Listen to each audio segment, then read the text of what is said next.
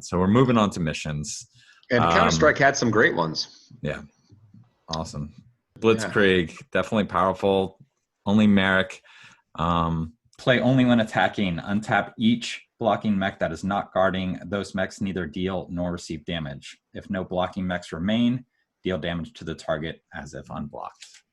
So if no blocking mechs remain, deal damage to the target as if unblocked. That's that is the magic phrase in order to basically just swamp your opponent. This is the huge tempo push that you're looking for as an Innersphere player. Mm-hmm. If you're playing Merrick, you're playing this card. It's that good. This is a situation where a Merrick's opponent is going to play around it. They are going to understand that they can't just have 3 or 4 fast mechs patrolling and hope to stand a chance against a Merrick Blitzkrieg. They're going to have to send mechs guarding, which doesn't allow for flexibility. A lot of people don't like to set a bunch of mechs to guard because it's a situation where if you only have 15, 16 cards left in your stockpile, this ends the game. Just like that. I rank it a 9. It's a fantastic card. It's one of the few gems in this set, and it's a great card for Merrick. Okay, before we start, I need to point out that I let Gustav choose the cards first, and he picked four missions that are arguably the best 4 in the set. So anyway, this is one of them. If you think about Tom Shyster-Smith's Marek Gorge Master, it ran 1 Blitzkrieg, it ran 1 F-Forged Mission Orders, it ran 1 Final Push. So Blitzkrieg, great mission, but the others gave him options. You never knew what was going on there. You always had to do something. And he manipulated that really well with that particular mission choice and knew what he was going to be playing. It's a great card. It's a 9 for anybody with a Marek deck. Awesome. All right, coming up next, we have deploy reinforcements. So play only during battle. Choose one of your untapped mechs that is not in the battle. Roll a die. On a 1 to 2, return deploy reinforcements to your hand after the mission.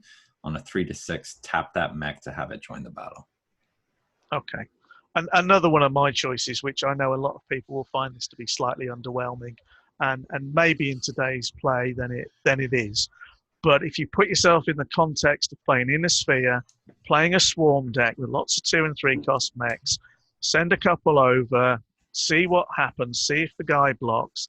And if you can't kill the mech, you play your deploy reinforcements, bring another mech in with enough damage to deal with it, to kill off that Fenris Prime or whatever else it was. It's a little surprise card, and there's no lose criteria on it either. If you roll a 1 or 2, you put it back in your hand. The only surprise is the other guy knows that it's there, which again, you can exploit if you want.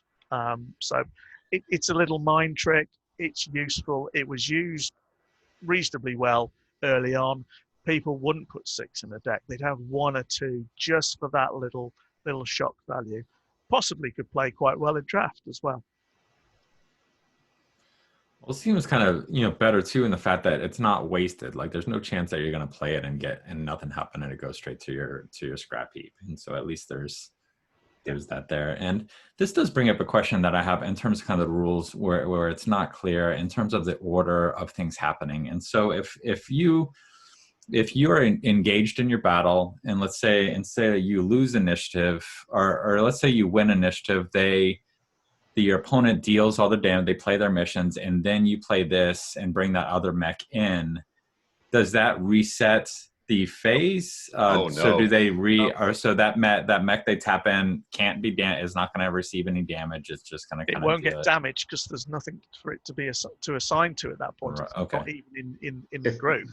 If you have initiative, it's a huge surprise card that you have the ability to, okay, I've seen where you assigned all your damage. I see what you jumped, where you prevented damage, all that's out there. Now I'm going to bring in my Prometheus. I'm going to overheat in Alpha Strike and wipe your board. And yeah. Gotcha. And it's a card I wouldn't play. I mean, I recognize it, and it's niche early on. It has a surprise. I would not play this in any deck. I'd rank it like a 2 or a 3. But I understand play why it in Mark would draft. give it a 6. You could play it in draft. Absolutely, it has a high value in draft, Hmm. but I would not play it in constructed deck. Gotcha. All right, so moving on. Next card up is End Run. Play when the number of mechs you are attacking is greater than the number of mechs blocking, and only if you have tactics in play. Choose one of your mechs. That mech may deal damage to the target as if unblocked. The target may deal damage to that mech.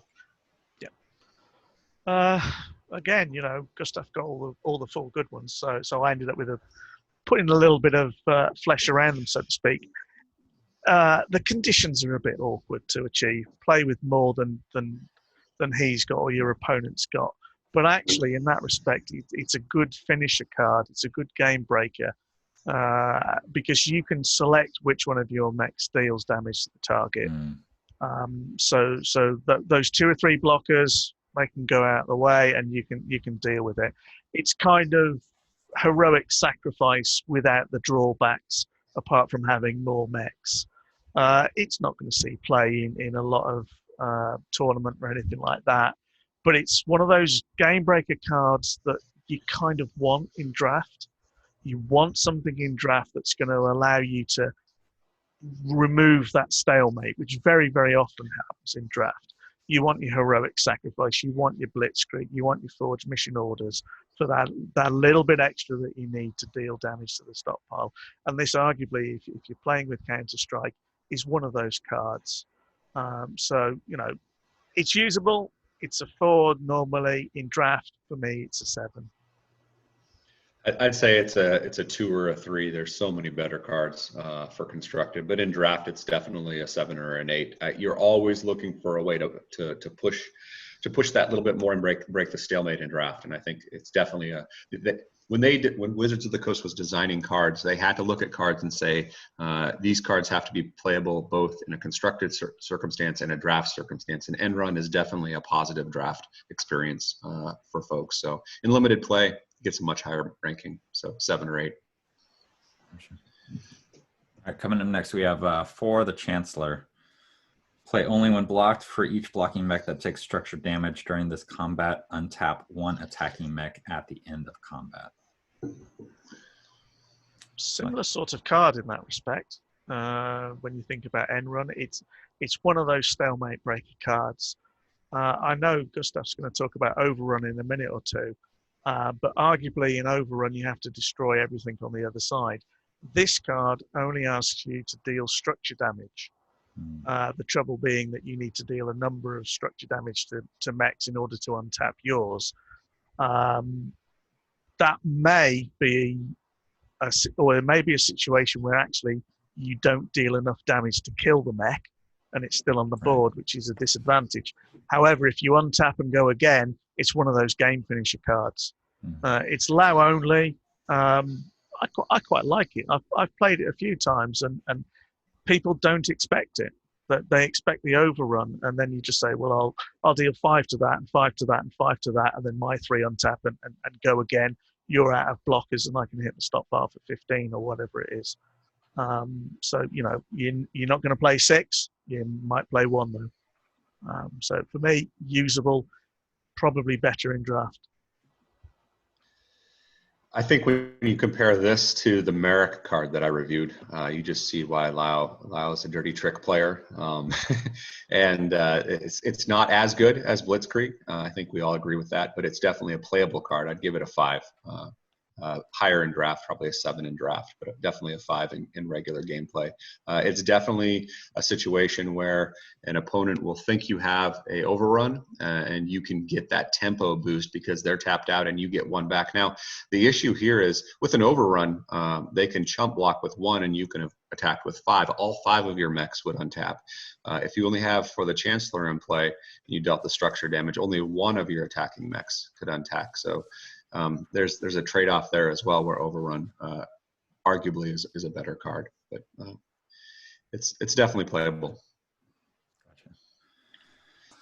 All right, and we are on Hip Shattered. So this is yeah. I'll read it. Go for it. Read it. All right, so we got Hip Shattered. Choose a mech. If that mech receives structure damage, put a hindrance counter on it. A mech with hindrance counter cannot block, and its speed is slow. This is one of those rare pulls in a pack that you're going to be disappointed in. This card has rarely an opportunity to be relevant. An opponent unit that did not get scrapped but took structure damage during a mission. It cannot be repaired. There's no way to remove a hindrance counter in the game. You can add hindrance counters with the card we'll talk about later on, but you cannot repair them. This just means that your opponent's mech will now attack every turn until it dies. It can't block. So you spent one of the surprise cards from your hand. You did not kill a mech. You did not save your own mech. That's basically the two things that you want a mission card to do. Either get a kill when you previously couldn't, or prevent a kill when your opponent thought they had it. And now you just guaranteed that your opponent's going to attack with this unit until it dies. It's a 2. Terrible rare to pull. Yeah. All right, let's skip forward. Mark, unless you have something special to say about this not good card. No. All right, so we got Overrun coming up. Yeah, Overrun is a huge upside. Using your mechs more than one time per mission breaks the normal rules of the game. You were thinking about why Mark chose that double time offense. This is exactly the similar situation where your mechs get to go on 2 missions at one time. This is a situation where you didn't have to pay anything for it. All you had to do is ensure that all of your opponent's units were scrapped. Many times if you go with a big enough group with enough attack, your opponent may just chump block thinking, we've got an advantage on the backswing, we'll take you out. Well, not so much. Not only if my mechs have long range, I'm going to deal damage and scrap your chump blocker, but now I'm going to go again. Now look who's going to be able to have the tempo and be able to finish you off. Very good late game. Sees a lot of play in constructed. I rank it a 7. Yeah. And that is play only when blocked. If all blocking mechs are scrapped during this battle, untap each attacking mech at the end of battle. Yeah. That could send a second wave to wipe out a stockpile. It's the anti-chump card. Yeah. It's fantastic. All right, if you want to read the next one. Yeah. No, I'm not as happy with Overrun as you. What was your score on Overrun, Mark? I'd probably go 5. And I know what you're saying, and that untap is great, but in a tournament environment, people are either going to block and kill it, or they're not going to block. So from that point of view, you're not going to get the opportunity to scrap stuff and restart. And by the time you get to the stage in the match where people are chump blocking or just blocking in order to survive, the game's probably over anyway. It just makes it that turn and not the turn after. If you want to try it, put 3 or 4 in your deck, put a couple of other cards in there that work well with it, like Forged Mission Orders, and go and play somebody and just try and absolutely use it, especially if you know they chump block. And after a while, they'll either get used to it or they'll get fed up with it. And you'll win a few games quick, great. But actually, they will learn, and you will find that people will either block and trade, which means you've got less on tapping, or they won't block. If you're looking at an Inner Sphere 2-cost mech swarm coming at you, I'd rather let it through and drop a heavy fog than sacrifice a mech, or I'd take the hit, because I know that if they're going to overrun me, I'm dead anyway. So not such a good card for me. 5. It definitely gets played around. I agree. Yeah. All right, let's go to a highlight of the set coming up next. So we have Risky Combat Jump. That is, choose one of your mechs with jump and roll a die. On a 1 to 2, that mech receives 1 damage. Return Risky Combat Jump to your hand after the mission. On a 3 to 6, that mech gets +3 attack and prevent up to 2 damage to that mech. So this is fantastic. If you have units with jump, of course, in Commander's Edition, they rephrase these cards that reference mech to units. So this includes elemental points that jump. It has the upside of doing both of the things that you want a mission card to do, giving you a kill when you previously didn't have one, or preventing a kill from your opponent. If you've got initiative, you can prevent that damage. Those last 2 points, and your unit will stay around, and you get to get a kill on one of your opponent's There is the requirement that your unit must have jump. So that gem of look before you leap, wasn't that it, Mark, from before, that people were playing a lot of with those jumping mechs? Can be a hindrance against your deck if people are able to throw 4 damage around at you. But if you build your deck properly, this is a 9 or a 10. It's fantastic. It sees a lot of tournament play, even at the high levels today. I'd rank it a 9. I like it. It's a good card. Arguably, it does, as you say, the 2 things that you want. Maybe +3 is a little powerful. Not sure. The downside on a 1 to 2 is that the mech receives 1 damage and you're not successful. The thing that you should be doing if you're a good player at this point is you're playing this on a jumping mech. So if you fail your risky roll, you jump your mech, and then if there's 1 blocker or 2 blockers assigning damage to you, you forge mission order one of them out of the way so that your mech still survives. The other one, or the other card that's got great synergy with it, is the Star Commander in Crusade, which allows you to re-roll any single dice roll. The card, I would point out, is not particularly well worded. It's any single die roll in the battle, effectively. So there's great synergy there, and with jumping mechs, yeah, fine, go and use it. If you haven't got jumping mechs, then don't stick it in your deck. As simple as that. It's an 8 or a 9 for me, just only because 40% of the mechs jump. And when you're building a deck, with cards like this that are gonna, want you to jump, what do you guys recommend in terms of how many jumping units that you want to put in as a minimum, to include in that deck to make sure that these cards are viable? I'd say more, at least 50%, closer to 60 or 70%. So you're thinking 24 units. You better have at least 12 jumpers. Gotcha. It's no fun to have a dead card in your hand. Right. I think it depends on the factions that you're playing with. I think it's dead easy for Wolf to have a Steel Viper, Ghost Bear, to have decks with easily 20 plus jumping units. And at that point, you're thinking, oh, do I put 2? Do I put 3? Do I put 4 in? Same goes for some of the clan swarms. Again, a lot of them have got jump. So definitely 50%, maybe a lot higher.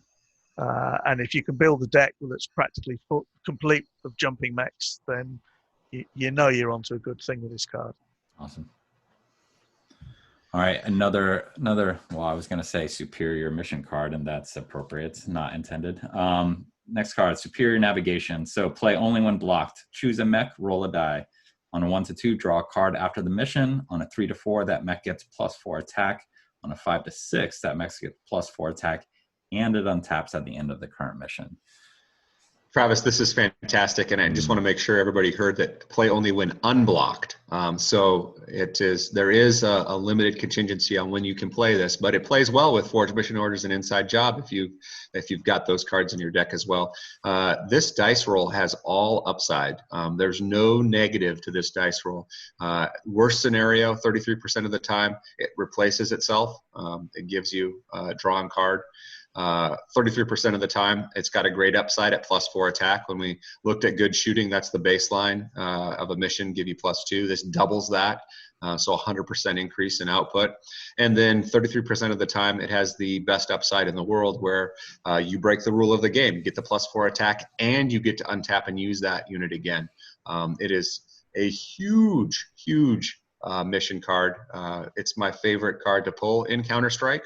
Every time I have a pack with this as the rare, I'm a happy man. It plays a pivotal role in Peter Sundholm's Bull Wolf deck because turn 2, you have Mr. Spanky out. You go after a resource of your opponent, like Assembly or Tactics. You play this card. You have a 66% chance of taking that resource out on turn 2. You have Assembly and Tactics down. Mr. Spanky is an 0-2-3 dasher. Boom, it's out there. Play this mission, and you've already got the tempo advantage on your opponent. This is a 9 or a 10. It's probably, in my mind, the best mission in the set. It's one of the top 5 missions in the game. Awesome. Pairs well with Morgan Kell, too, as well, at Inside Job. Add insult to injury. Yeah, Morgan Kell costs a lot. This is a surprise. It's basically free, and you get that huge bonus. It's fantastic. Yeah, you could Morgan Kell Yeah. with a Solaris Contacts and Superior Navigation, and that would be fantastic. Yeah, I was dropping Morgan Kell with Solaris and the other game, so yeah, that'd be just like no fun on the receiving end. For me, the other option is Dasher Prime, Superior Nav, stockpile for 7, untap, and then another 3 from the Dasher Prime again. You could be 10 cards down on arguably after your first turn of putting 2 resources down, and that's 25% of the game gone, arguably. Yeah. In that respect, it's very, very good. The unblocked element also works when you're hunting, so this card works best with fast mechs. You want to hunt something that's smaller, then that's the target. You can kill it, untap, go and do damage elsewhere. It's a really, really strong card. It makes me want to hate Jenners. Mm. That's pictured as a Jenner. Yeah. Yeah, that's fantastic. All right, next one we have is Trapped. I actually really like this card. I think it's extremely thematic. But we have choose an attacking mech, roll a die. On a 1 to 2, return trap to your hand after the mission. On a 3 to 6, put a pin counter on that mech. Any mech with a pin counter does not untap during its controller's untap phase. During the controller's missions phase, but not during a mission, that player may tap 2 mechs to remove a pin counter. I think that's just a cool idea. I think that's very thematic. I don't know. I like it. It plays well. One of my choices, and again, I think there's a lot to this card that's to like. The 1 to 2, put it back in your hand. The only thing you lose is the guy knows it's there. If they're attacking you, and remember it's choose an attacking mech, so this is a defensive card. You would play this as a defender, and you could leave this until their very last attack or penultimate attack, and you pin that mech. And now if they're going to try and untap it, then they need 2 mechs, which means those 2 mechs are not going to attack you, or they're going to leave it and they're going to have to do exactly the same the next turn. So it's a great way to slow up swarms, but also it's a great way to tie up those big clan decks that have bigger, powerful mechs, but less of them. So you knock that out. They've either got to pay with their other large mechs to untap it, or it's going to sit there and do nothing. For me, it's a great sideboard card. It's a 9, I think, on that. If you use it right, it can be really, really good.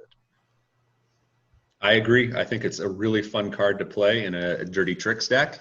And that we're going to talk about another card in a later set called Underworld Connections. And you can actually add pin counters to mechs. So you think, well, I've got 1 pin counter. I can tap 2 weenies to get this big guy back. Well, you add a second pin counter, then they're thinking, man, that's 4 times my units have to tap to remove this. That's just, it's easier just to leave my unit trapped and pinned. And that's it's a great way to get units basically out of play. And I think for the Inner Sphere and a Dirty Tricks deck like Lao, it's really a fun card to play with. I agree, it's an 8 or 9. I'm just imagining Smoke Jaguar pinning Hahiru Kurita on the planet, and they're just loading those pin counters on and on and on them. It's actually the theme for her hero anyway.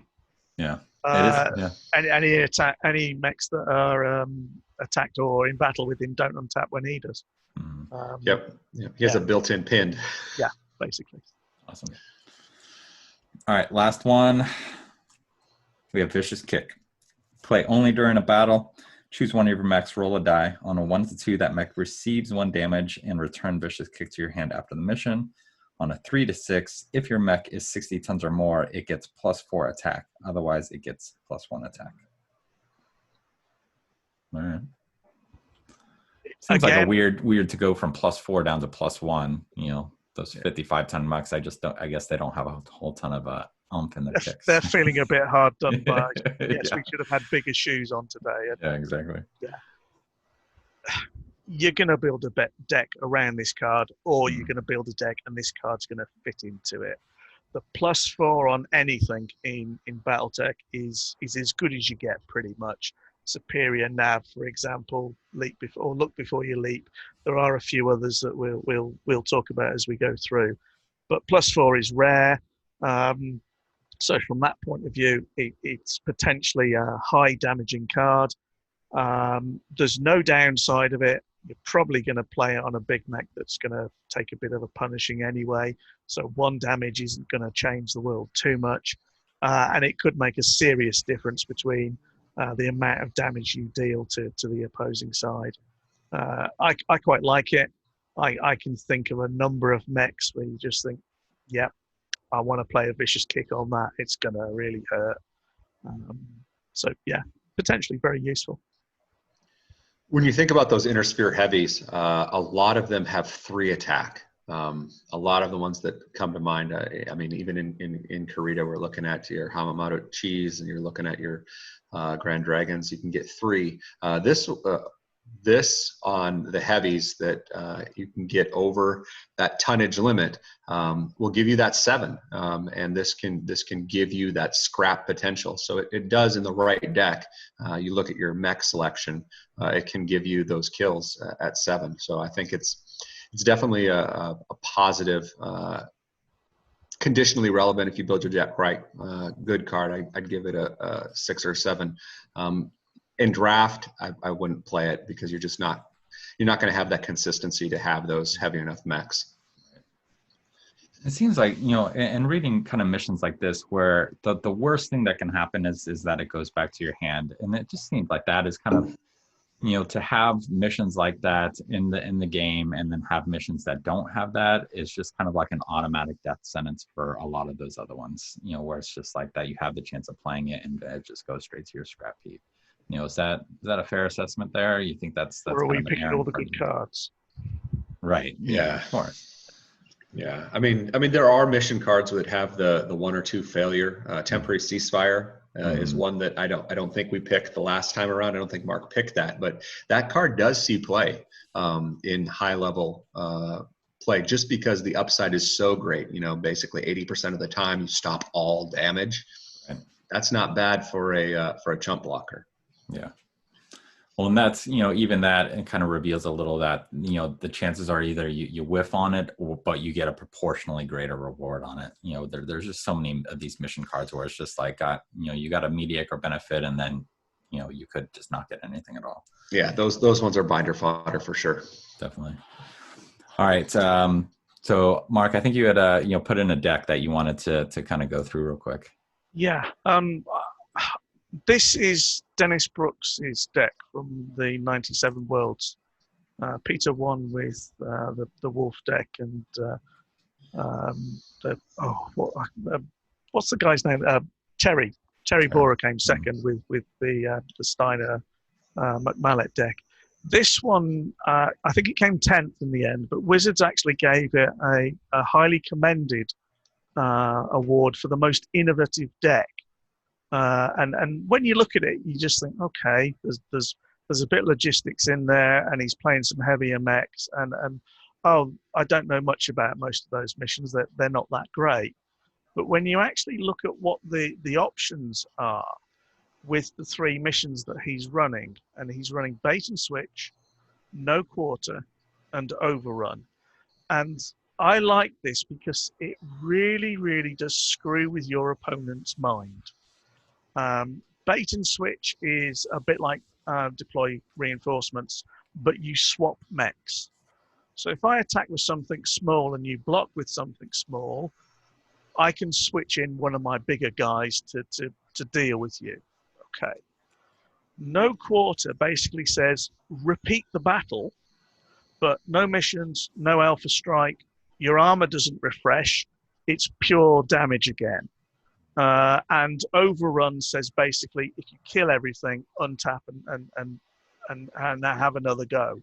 And if you look at what he's running, which is some quite heavy mechs, he's got Fenris A and C as a screen across the front, and then he's running Ryokan Prime, Gladiator Prime, and your favorite, Travis, Mariner War Prime. Mm. They're all heavy, they're all durable, they all dish out quite a lot of damage.